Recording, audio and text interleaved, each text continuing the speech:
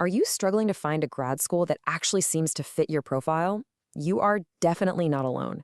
So many applicants just keep relying on generic advice and, well, they end up getting rejected over and over again.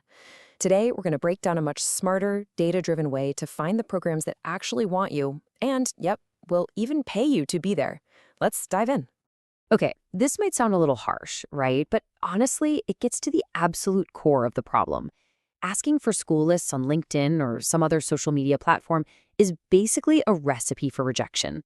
We are going to completely replace that guesswork with a proven system to find schools that are actively looking for a candidate just like you. First up, let's talk about what I call the rejection trap. We're going to look at exactly why the most common way of searching for schools almost always fails. So, this is the classic approach most people take, right? You follow the popular big-name schools, you ask your friends where they're applying, you scroll social media for ideas.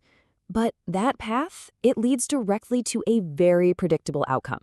You end up applying to these super oversaturated programs where you're competing against thousands of other people, which, you guessed it, leads to rejection. So, here's the most crucial point. It is time to stop chasing brand names and start looking for compatibility. You see, a successful application isn't about getting into the most famous school. It's about finding the program where your specific skills and your research interests are a perfect match. And this brings us to the most important part of this whole thing, what I call the expert mindset shift. It's all about changing your focus from the school's name to the individual advisor. You know, there's this myth that you need a famous school to succeed. But the reality is, grad school is basically an apprenticeship.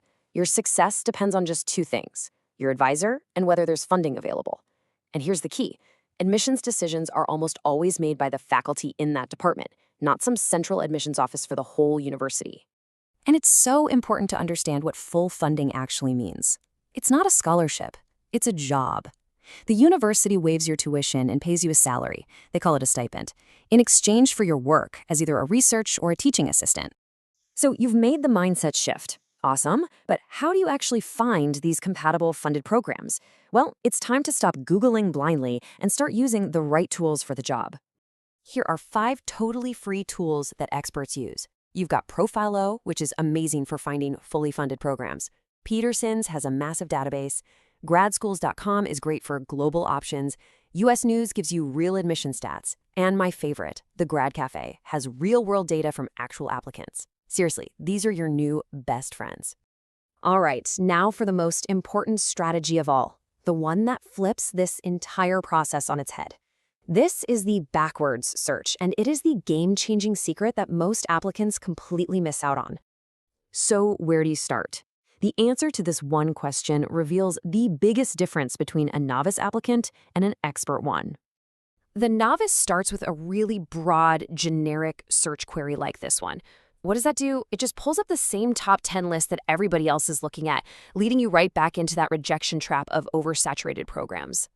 Now, this is the expert search. See the difference? By adding your degree level, your funding needs, and your specific research niche, you completely bypass the generic lists. You start to uncover this sort of hidden market of individual professors who have funding for your exact interests. This is the most important rule you need to remember, especially for research-based PhDs. Funding often comes directly from a professor's own research grant, not from the university's main office. So if there isn't a professor with funding who actually wants to work with you, there is no funded spot for you. It's really that simple. Okay, so once you've identified a few potential professors, it's time to put on your detective hat. You need to verify 2 things.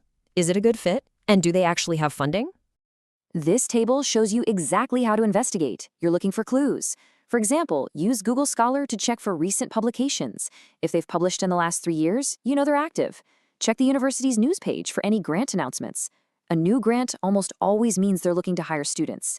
Each clue tells a story about whether there's a funded spot just waiting for you. All right, to wrap things up, let's quickly review the major pitfalls. Just avoiding these common mistakes will save you an incredible amount of time and frustration.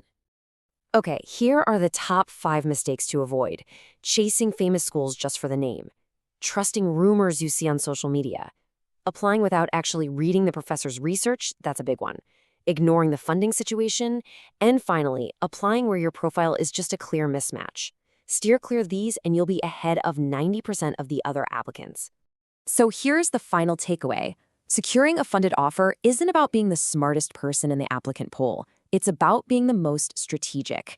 It's about creating perfect alignment between your background, your research goals, and a professor's specific funded needs. So I'll leave you with this one question. Are you searching for a popular school, or are you searching for a funded future? A brand name everyone is chasing, or that one professor who is ready to invest in you? The choice is yours.